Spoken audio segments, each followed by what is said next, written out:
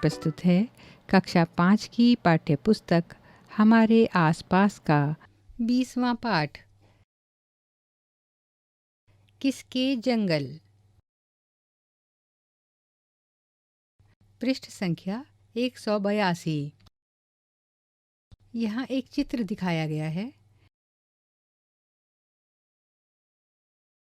जिसमें एक महिला के साथ कुछ बच्चे पोटली लेकर जंगल में जा रहे हैं।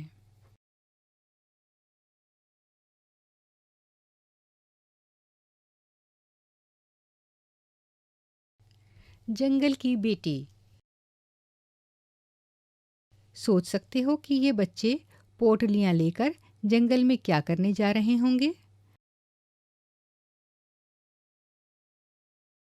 जानोगे तो तुम्हारा मन भी चाहेगा तुम ऐसे करो।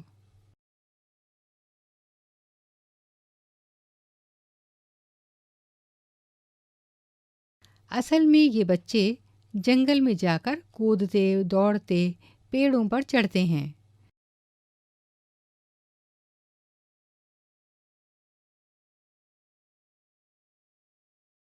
अपनी कुड़ुक भाषा में गीत गाते हैं।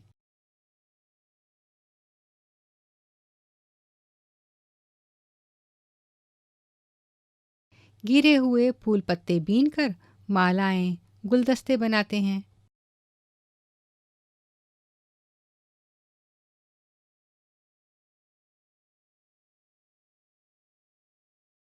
जंगली फलों का मजा लेते हैं।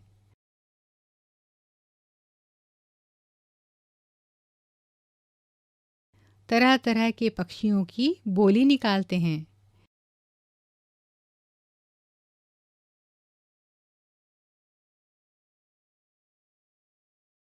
इन बच्चों के साथ होती हैं इनकी प्यारी दीदी सूर्यमणि।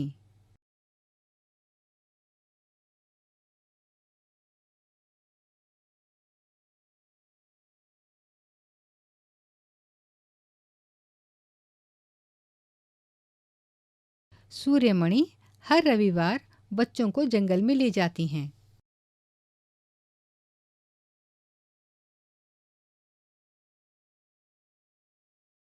झारखंड के इन जंगलों में घूमते समय सूर्यमणि बच्चों को वहाँ के पेड़ पौधों और जानवरों की पहचान कराती हैं।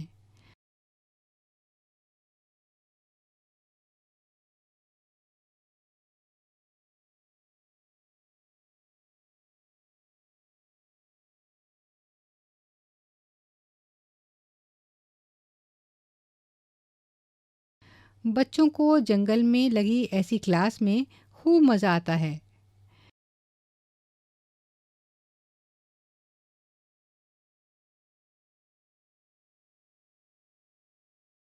जंगल को पढ़ना किताबें पढ़ने जितना ही ज़रूरी है।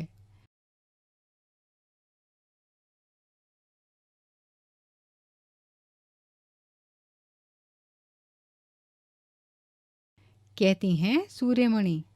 वह कहती हैं हम आदिवासियों की ज़िंदगी जंगलों से ही जुड़ी है।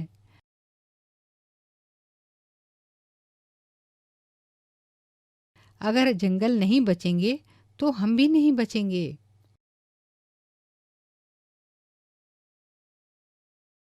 पृष्ठ 183। चर्चा करो।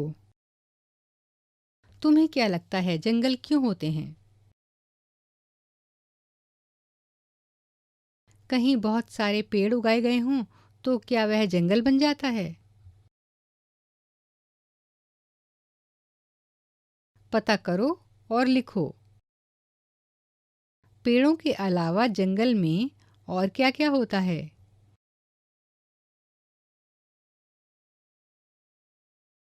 क्या सभी जंगलों में एक ही तरह के पेड़ होते हैं। तुम कितने पेड़ पहचान लेते हो।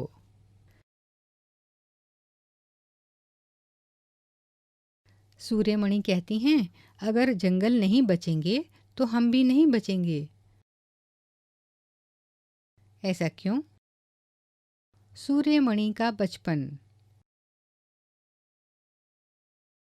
बचपन से ही सूर्यमणि को जंगल से बहुत लगाव था। वह स्कूल जाने का सीधा रास्ता छोड़ जंगल के रास्ते से आती जाती थीं।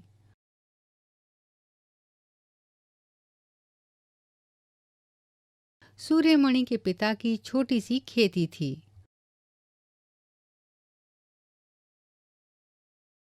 उनका पूरा परिवार पास वाले जंगल से जड़ी बूटी इकट्ठी करके बाजार में बेचता था।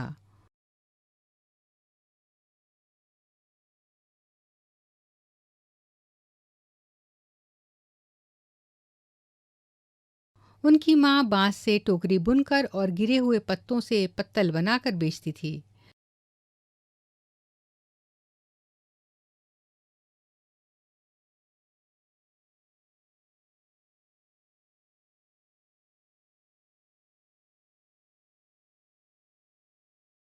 पर जब से शंभू ठेकेदार आया,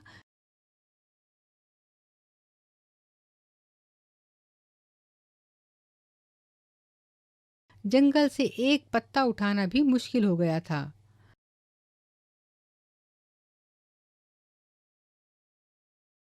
सूर्यमणि के गांव के लोग ठेकेदार से डरते थे।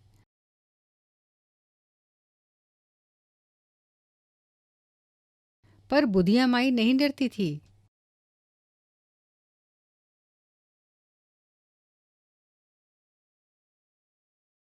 वह कहती, इन जंगलों पर हम आदिवासियों का हक है।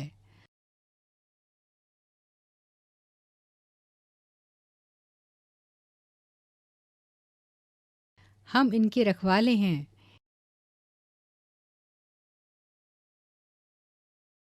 ठेकेदार की तरह हम जंगल काटते नहीं हैं।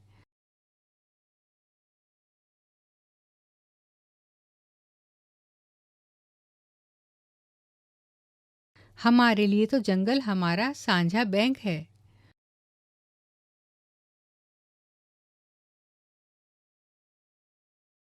मेरा या तेरा नहीं। जितनी ज़रूरत है उतना ही हम जंगल से लेते हैं।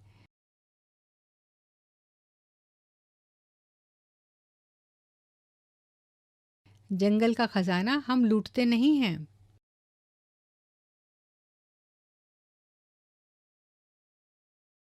पृष्ठ 184।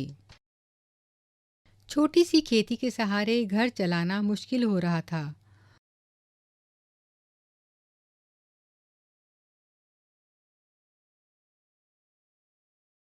सूर्यमणि के पिता काम की तलाश में शहर के पास ही रहने लगे।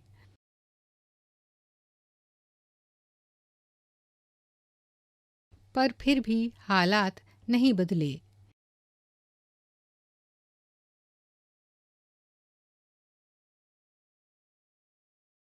कभी खाना होता, कभी नहीं। मनिया चाचा अपनी पंसारी की छोटी सी दुकान से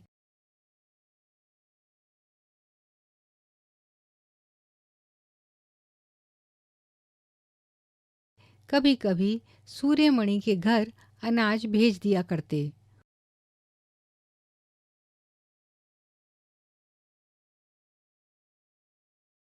उन्होंने कोशिश करके सूर्यमणि का दाखिला बिशनपुर गांव के स्कूल में करा दिया।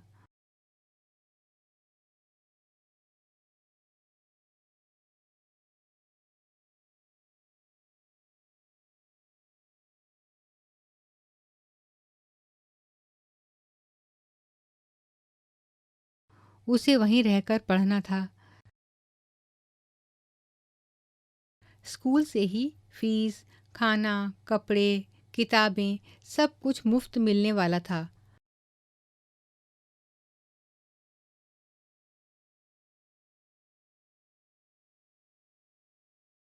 पर सूर्यमणि को अपना गांव जंगल छोड़कर दूर जाना पसंद न था।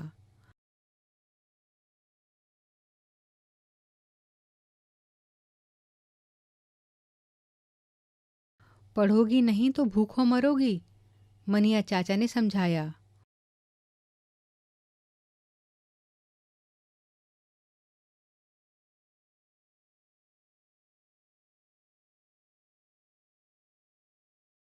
भूखों क्यों? यह जंगल है ना। सूर्यमणि का जवाब तैयार था।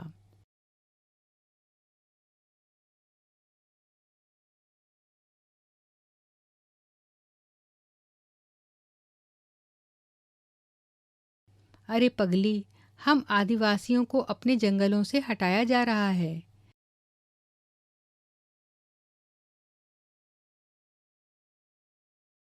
कहीं खदान खोद रहे हैं, कहीं बांध बना रहे हैं।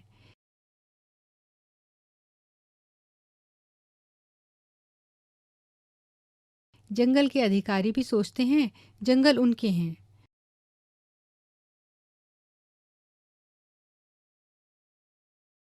मेरी मान पढ़ लिख कर कायदा कानून समझेगी तो शायद जंगल बचा पाएगी।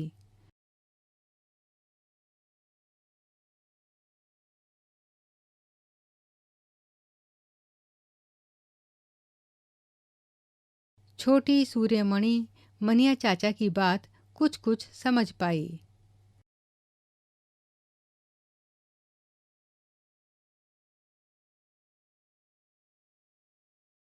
सोचो और लिखो।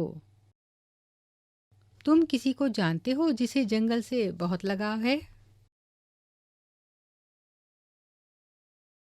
ठेकेदार ने सूर्यमणि के गांव वालों को जंगल में जाने से रोका।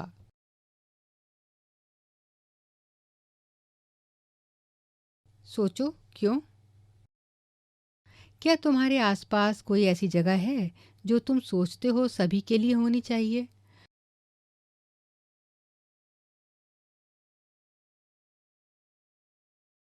पर वहां जाने से लोगों को रोका जाता है।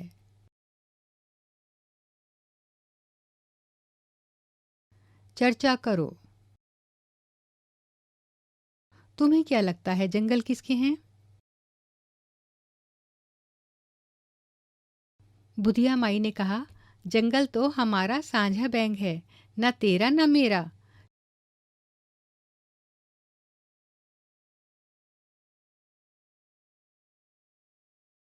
क्या कोई और ऐसी चीज है जो हम सबका साझा खजाना है? कोई उसका ज्यादा इस्तेमाल करे तो सभी को नुकसान होगा।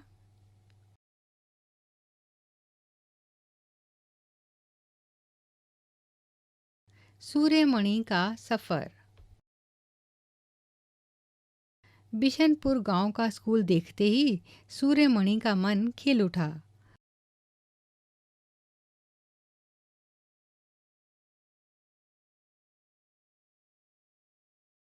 स्कूल घने जंगल के पास जो था। स्कूल में सूर्यमणि ने खूब मेहनत की और स्कॉलरशिप यानी वजीफा लेकर बीए पास किया।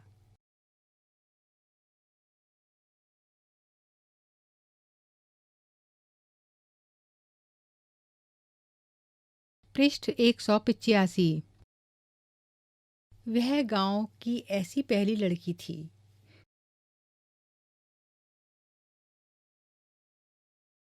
कॉलेज में उसकी पहचान वासवी दीदी से हुई जो पत्रकार थीं।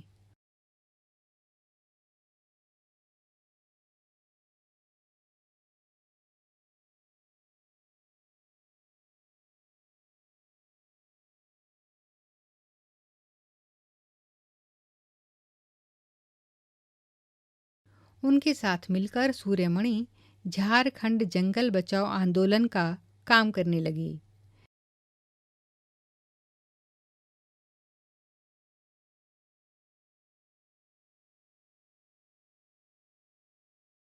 इस काम के लिए उसे जगह जगह दूर शहर में जाना पड़ता।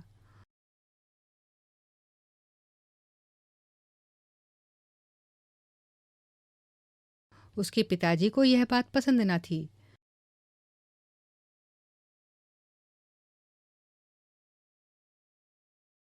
पर सूर्यमणि ने जंगल बचाने का काम भी जारी रखा और गांव वालों के हक के लिए भी लड़ना शुरू किया।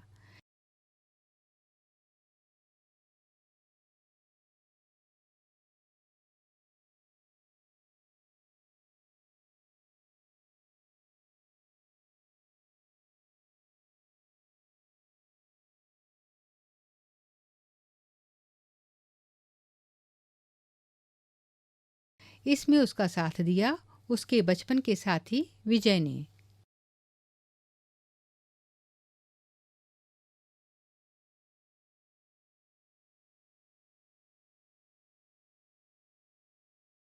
सूर्यमणि का एक सपना था कि वह अपने कुड़ुक समाज की पहचान बनाए।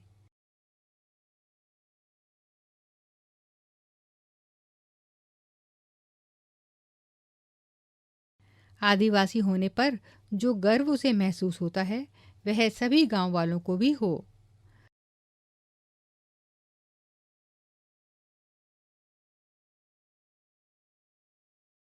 सूर्यमणि का एक और साथी था मिर्ची, जो दिन रात उसके साथ रहता।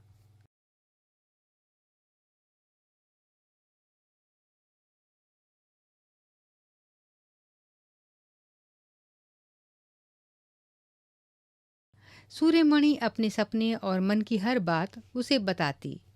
मिर्ची सुनता और कहता, ची ची।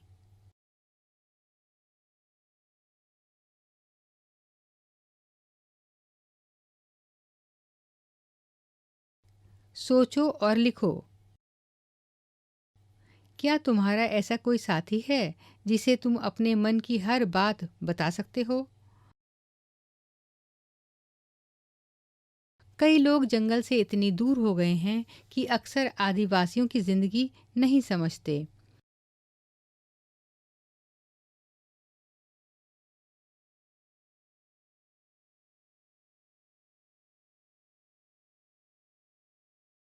कुछ तो उन्हें जंगली भी कह देते हैं।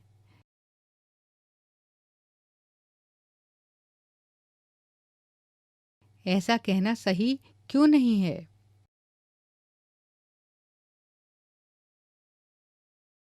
आदिवासी कैसे रहते हैं, इस बारे में तुम क्या जानते हो?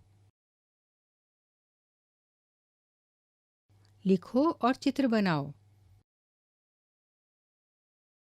क्या तुम्हारा कोई आदिवासी दोस्त है? उससे जंगल के बारे में तुमने क्या-क्या सीखा?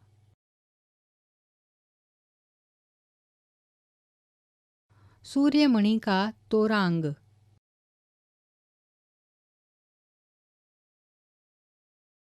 सूर्यमणि 21 साल की थी जब उसने वासवी दीदी और कई लोगों की मदद से एक केंद्र खोला।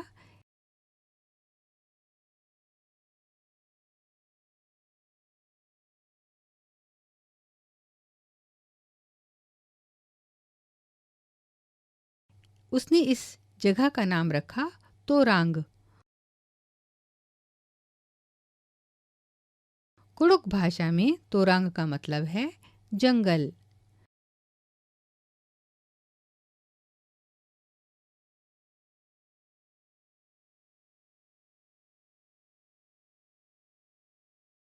पृष्ठ 186। सूर्यमणि चाहती थी कि लोग त्योहारों पर अपने गीत गानों को गाएं।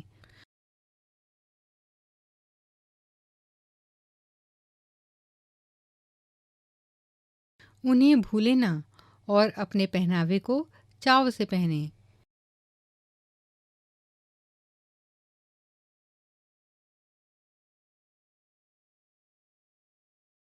जड़ी बूटियों की समझ और बांस की चीजें बनाने की कला भी बच्चे सीखें।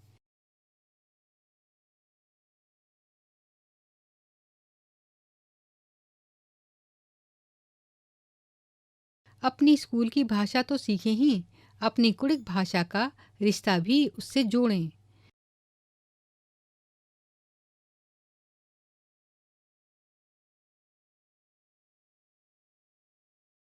यह सब तोरांग केंद्र में होता है।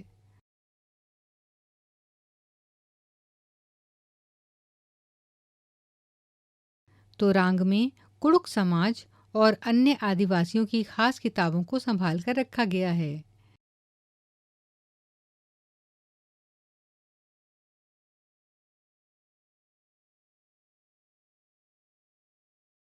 गाने बजाने की कई चीजें, जैसे बांसुरी, तरह तरह के ढोल, ये भी हैं।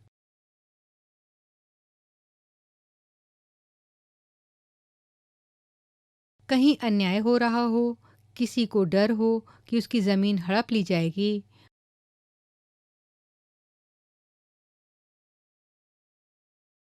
कोई रोजगार छिन जाने से परेशान हो, जिस किसी को भी मदद की जरूरत होती वह सूर्यमणि की मदद लेता।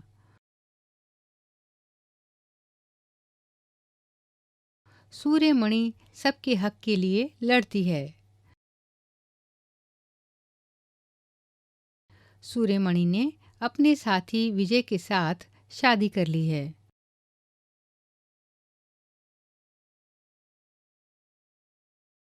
दोनों साथ में काम करते हैं।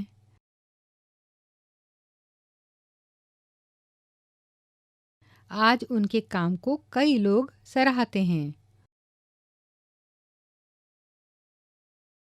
उन्हें विदेश भी बुलाते हैं। उनके अनुभवों से सीखने के लिए। जंगल के नए कानून बनाने के लिए भी आज वहाँ लोग अपनी आवाज़ उठा रहे हैं।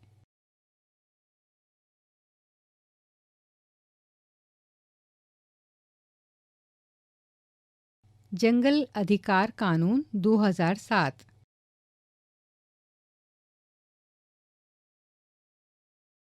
यह कानून आदिवासियों को जंगल पर उनका हक दिलाता है।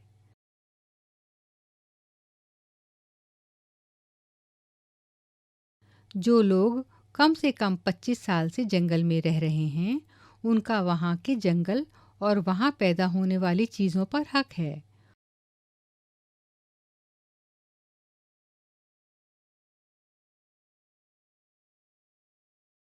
उन्हें जंगल से हटाया ना जाए।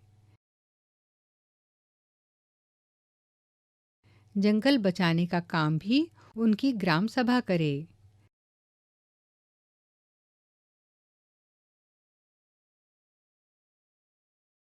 पृष्ठ 187। सोचो, क्या तुम ऐसे किसी और व्यक्ति को जानते हो जो जंगल के पेड़ पौधों के लिए काम करते हैं? तुम्हारा अपना सपना क्या है? सपना पूरा करने के लिए तुम क्या करोगे? अखबारों में से जंगल की खबरें इकट्ठी करो।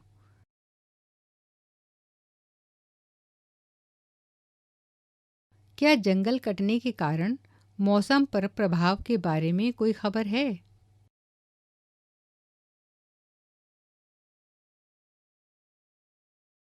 क्या तोरांग में सूर्यमणि अपने आदिवासी रहन सहन,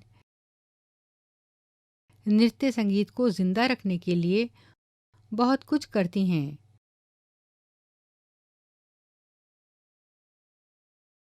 क्या तुम अपने समुदाय के लिए ऐसा कुछ करना चाहोगे? तुम किस चीज को बचाए रखना चाहोगे? पढ़ो और बताओ। ओडिशा के एक स्कूल की 10वीं क्लास की लड़की सिकिया ने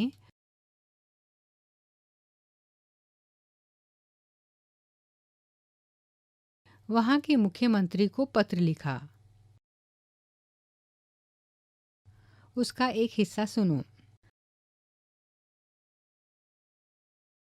हम आदिवासियों के लिए जंगल ही सब कुछ है।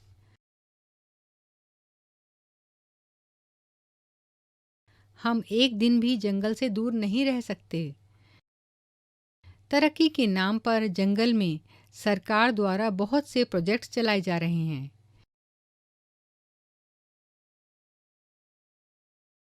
कहीं बांध बन रहे हैं तो कहीं फैक्ट्री।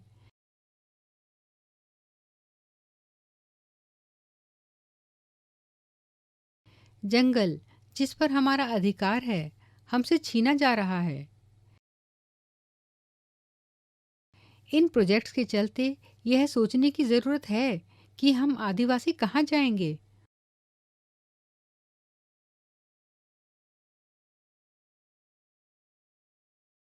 और रोजी रोटी का क्या होगा।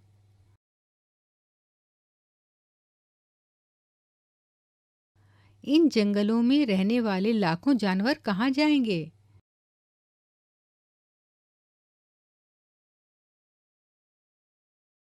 अगर जंगल ना रहे, खानों में से एल्यूमिनियम जैसे खनिज निकालकर ज़मीन को खोखला कर दें, तो बचेगा क्या?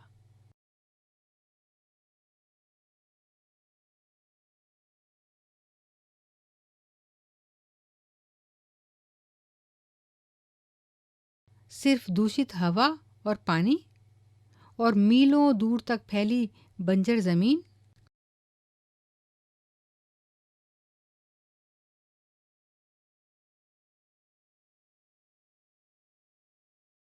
यह था सिकिया का पत्र मुख्यमंत्री के नाम।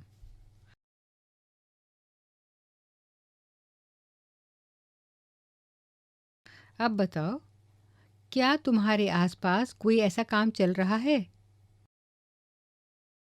क्या कोई फैक्ट्री है? उसमें किस तरह का काम होता है? फैक्ट्री की वजह से ज़मीन और पेड़ों पर कोई असर पड़ रहा है? क्या वहाँ के लोगों ने भी इस बात को उठाया है? पृष्ठ 188। इस पृष्ठ पर भारत का नक्शा दिया गया है, जिसमें दिखाया गया है कि भारत में कहाँ-कहाँ जंगल हैं और कहाँ नहीं।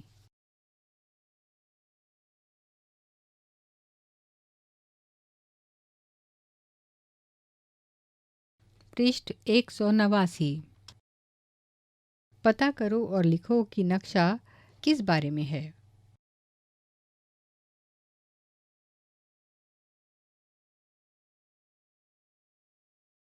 तुमने सिकिया की चिट्ठी सुनी।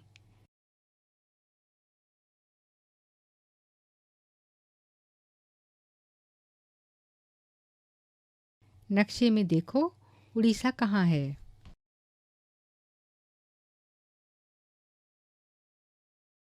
क्या उड़ीसा के किसी किनारे पर समुद्र है?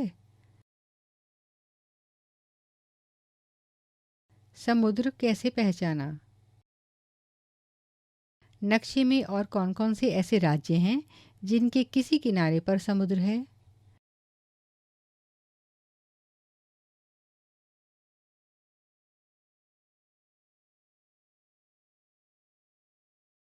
नक्शे में सूर्यमणि का राज्य झारखंड कहाँ है?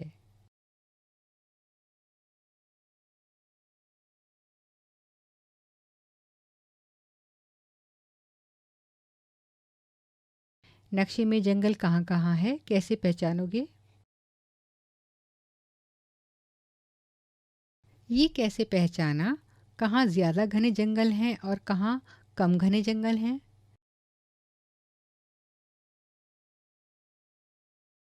नक्शे में कौन सा राज्य है जहाँ सबसे ज़्यादा घने जंगल हैं? अगर कोई मध्य प्रदेश में है, तो देश के सबसे ज़्यादा घने जंगल उसकी किस दिशा में होंगे?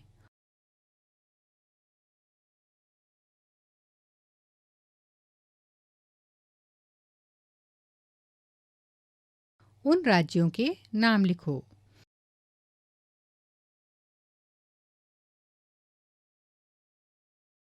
मिजोरम में खेती की लॉटरी।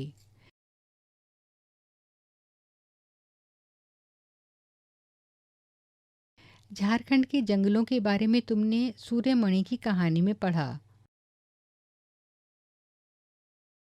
अब तुम मिजोरम राज्य के पहाड़ों पर कैसे जंगल होते हैं,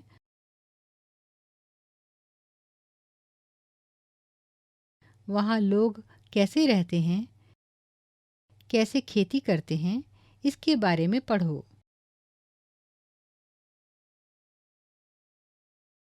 टन टन टन टन। स्कूल छूटने की घंटी बजते ही लौमटे आ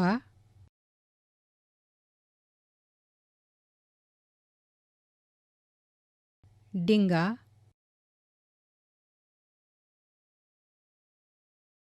डिंकी माँ, इन्होंने अपने बस्ते उठाए और चल दिए घर की ओर।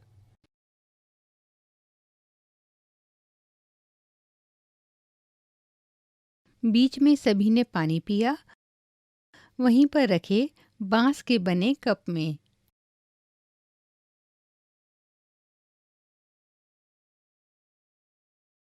आज सभी बच्चे ही नहीं, उनके साइमा सर भी गांव पहुंचने की जल्दी में हैं।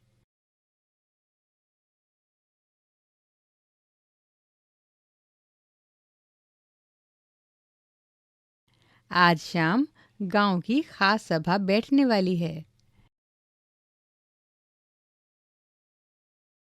इस साल किस परिवार को खेती की कितनी जमीन मिलेगी, इसकी लॉटरी निकलने वाली है।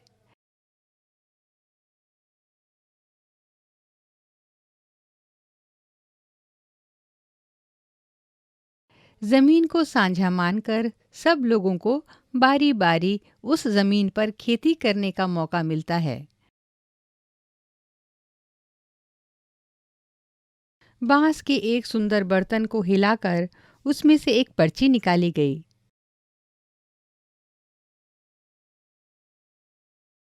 वाह! साइमर सर के परिवार का नंबर पहला आया।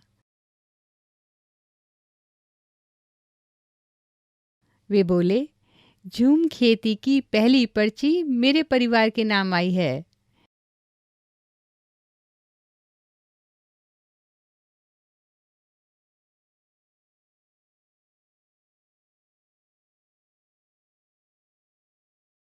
यह मेरे लिए खुशी की बात है।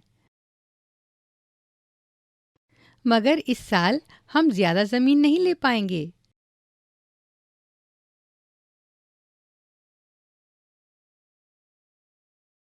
पिछली बार मैंने ज्यादा जमीन ले ली थी और मैं अपनी जिम्मेदारी पूरी नहीं कर पाया था।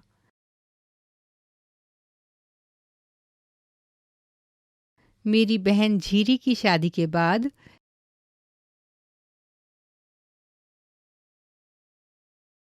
स्कूल की नौकरी के साथ अकेले खेती का काम करना मेरे लिए मुश्किल है।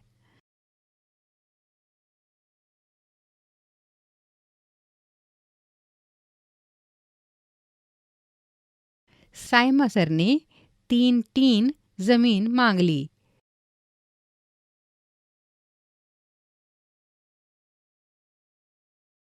छोटी माथनी पूछ बैठी, 3 टीन जमीन?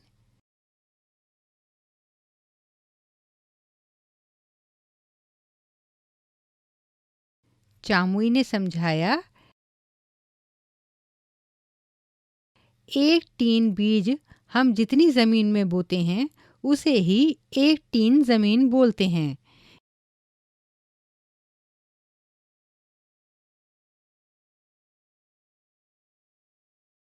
धीरे धीरे ऐसे ही लॉटरी से गांव के सभी परिवारों को खेती के लिए बाकी जमीन मिल गई।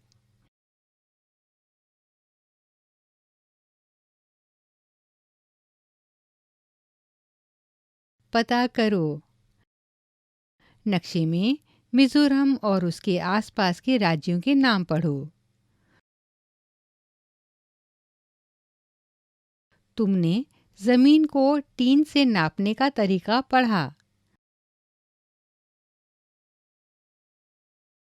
जमीन को नापने के और तरीके क्या-क्या हैं? स्कूल से आते हुए बच्चों ने रास्ते में बांस के बने कप से पानी पिया।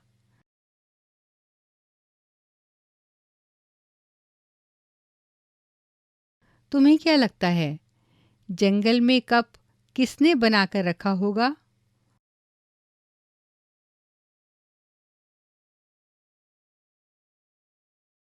और क्यों?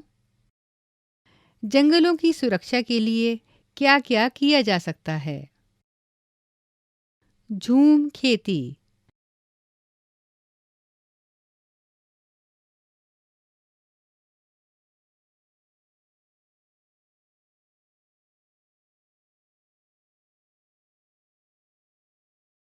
झूम खेती का तरीका निराला है।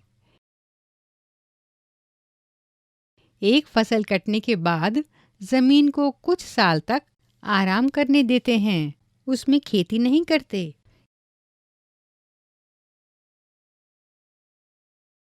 इस जगह जो बांस या जंगल उग जाता है उसे उखाड़ते नहीं, बस गिराकर जला देते हैं।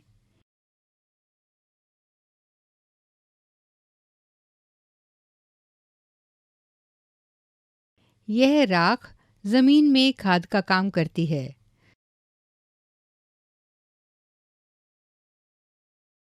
जमीन को जलाते हुए आसपास के पेड़ ना जलें, जंगलों को नुकसान ना पहुंचे, यह भी देखना पड़ता है। फिर जब इस जमीन में खेती की बारी आती है तो जमीन को जोता नहीं जाता।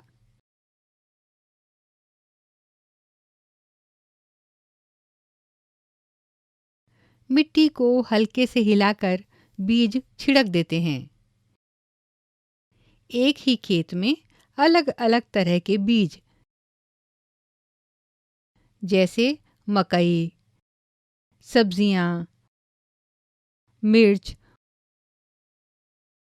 और चावल बोए जाते हैं। फसल के समय भी अनचाही घास और पौधों को उखाड़ते नहीं हैं।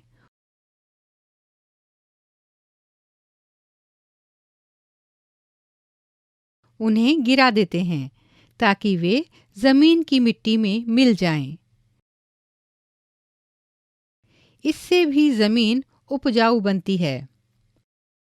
अगर किसी परिवार में किसी कारण खेती का काम पिछड़ जाता है तो दूसरे लोग मदद के लिए आ जाते हैं। पृष्ठ 191। बस उस परिवार को उन्हें खिलाना पड़ता है। मुख्य फसल चावल की ही होती है।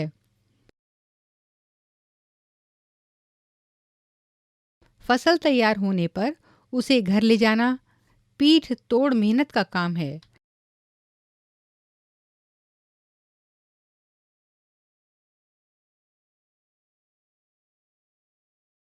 सड़कें तो हैं ही नहीं, बस ऊंचे नीचे पहाड़ हैं।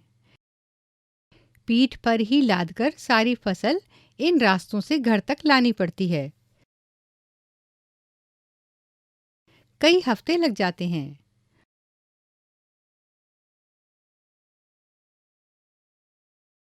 फसल पकने पर गांव में सबसे बड़ा त्योहार मनाया जाता है। सब साथ में खाना पकाते हैं, खाते हैं और मज़े करते हैं।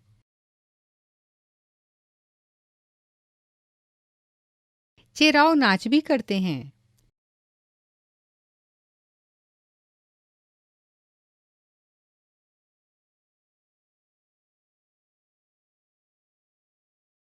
इस नाच में जमीन पर बांस की डंडी लेकर दो दो लोगों की जोड़ी आमने सामने बैठती है।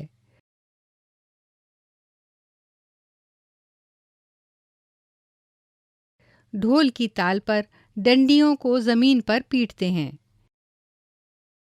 डंडियों के बीच लोग एक कतार में खड़े होकर कूदते हैं और नाचते हैं। चराव नाच के बारे में पता करो।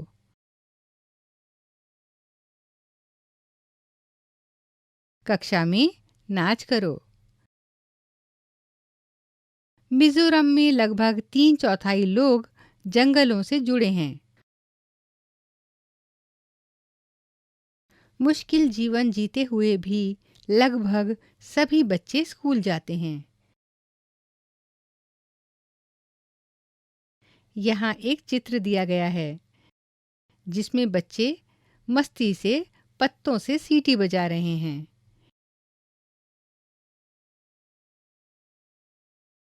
ऐसी कई सीटियां तुमने भी तो बनाई हैं। हम क्या समझे। भास्कर भाई की खेती और झूम खेती में क्या समानता है और क्या फर्क है।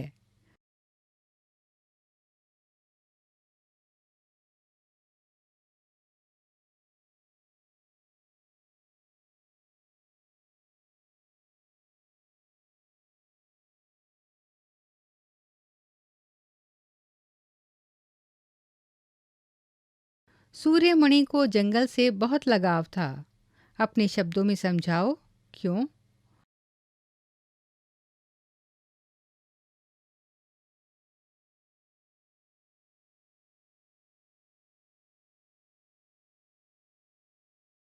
झूम खेती में तुम्हें क्या कोई बात अनोखी लगी?